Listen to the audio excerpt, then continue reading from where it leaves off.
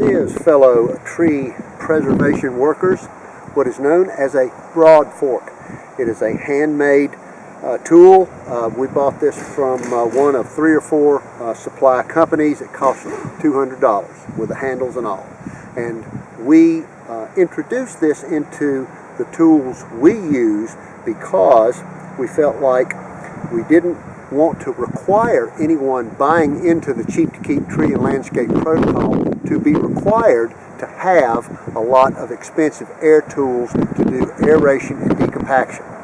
You can do aeration and decompaction manually with this tool. You could buy, in fact, 2 or 3 of them for less than $1,000 and get some of your big boys to jump up on these things and tear up the ground, because that's exactly what it does. It does not serve the function of an air tool. It destroys the soil by pulling and pushing, and we're going to demonstrate that for you in some very hard compacted clay that I'm standing on right now. Stand by, take a look.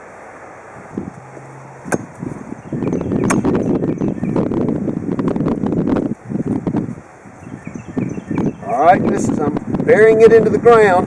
I've got my partner here helping me. Okay, I'm good. Good. Alright, it's in the ground. It's the hardest ground that I've got. You can see what I'm doing. Back and forth, back and forth. I've got my own body weight on it going into it. I'm going to bury this thing all the way down. All the way down. It obviously is not as fast as an air tool, but if you don't have 10, 15, 20 grand to spend on an air tool,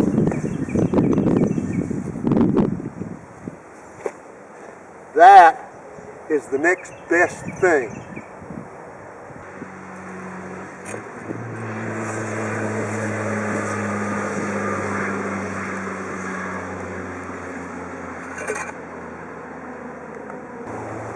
Let there be no doubt, this is the hardest ground I've got to demo this on. There's nothing harder anywhere. Hard packed clay.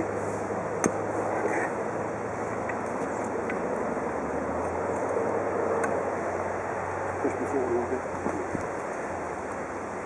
I got it. Thank you. You're good. Alright, we're going in. Back and forth. Back and forth. Up and down. Back and forth. Up and down. You can see I'm burying it, burying it, burying it, back and forth, up and down, back and forth.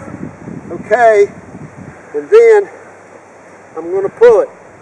And the reason this is not preferred as opposed to an air tool is because when I lift, you can see all the ground, see it coming up, see it cracking.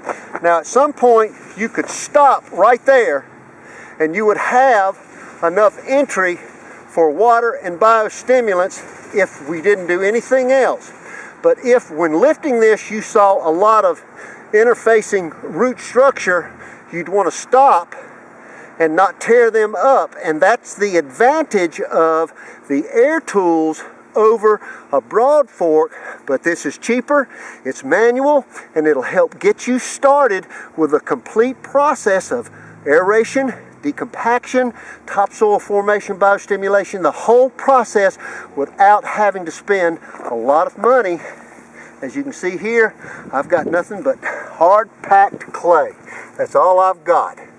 And I want to dig it up and decompact it. There's no roots there.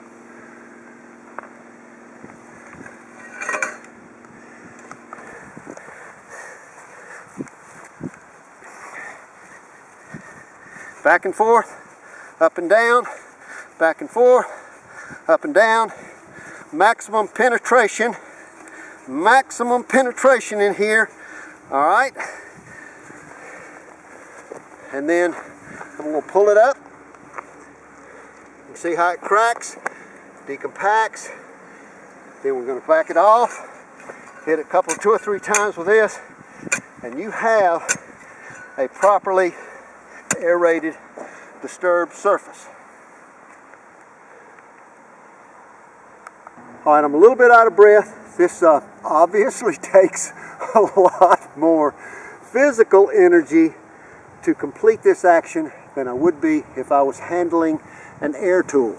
and endurance would be a factor in going manual versus air tillage. But once again, this gives you conceivably the ability, if you had a critical root zone that was covered by a layer of field clay that was at least the depth of these tines right here, then you could decompact that with very little equipment and machinery on the job. You could also do it very, very close to cars.